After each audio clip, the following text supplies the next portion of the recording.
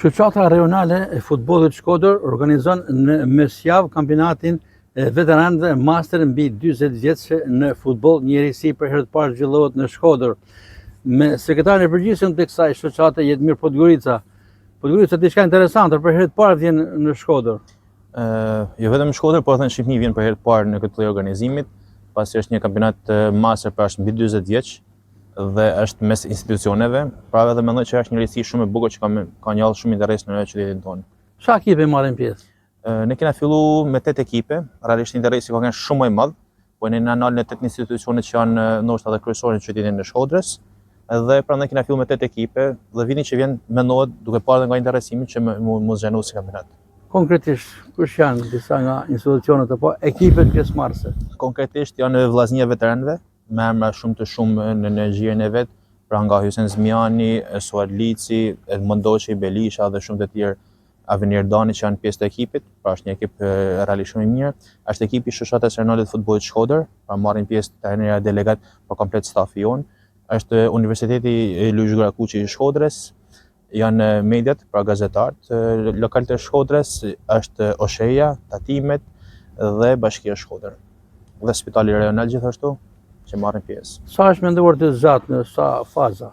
E kemi menduar me kandidatëve me 2 faza, patjetër zhvilluar në 14 javë dhe pas përfundimit të kampionatit pas 14 javëve, vendi i parë luhet me vendin e 4 play-off, i dyti me 3 dhe me pas do të jetë edhe ndeshja finale për shpallë fituesin e këtij kompeticionit. Do të zhvillohen në Pallatin e Sportit Qassim Dervisha apo në Calceto?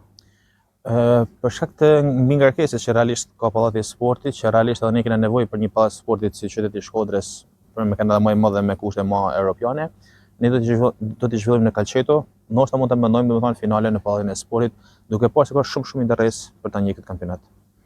Mendoj të vazhdojë tradita e këtij eventi? Po mendojmë që po, sepse është diçka që i shërben shumë pjesës së pjesëmarrësve aty.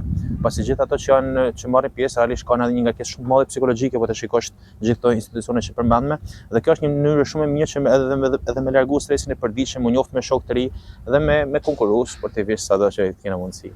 Dhe për të mbyllur, ekipi fitues do të ketë apo fituesit e përgjithësisë çmimit, do të ketë ndonjë premio moral apo materiale?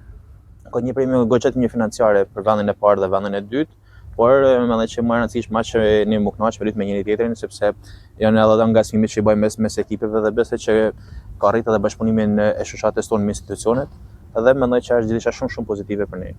Shoqata juaj mbështetet edhe nga Federata Shqiptare e Futbollit në këtë rast? Në të gjitha organizimet që ne bëjmë është me mbështetjen e Federatës Shqiptare të Futbollit, për gjithë organizimet që bën shoqata jonë, pra edhe në këtë rast është edhe në mbështetje me Federatën Shqiptare të Futbollit.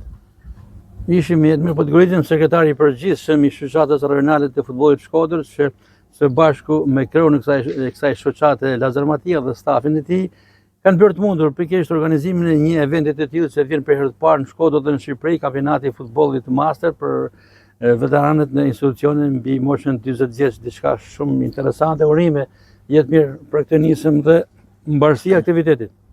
Të falenderoj shumë, realisht që thotë edhe ju ishte një iniciativë e kryetarit për ishte vizioni i tij për me bën këtë lloj forme, sepse ne kishim mend diçka me bën me pa limit moshet, por duke marrë parasysh maturinë dhe shumë gjëra domethënë të lojtarëve mbi 40 vjeç, zgjidhëm me bën këtë lloj forme, edhe ka shumë interes, sepse ishte për shembull edhe detori sportiv i vllaznisë Vjoresin Sinani Goleshenusi më mirë në gjitha kurvat që ka dëshirë të marrë pjesë edhe në kampionat me ekipin e vllaznisë veteranëve patjetër.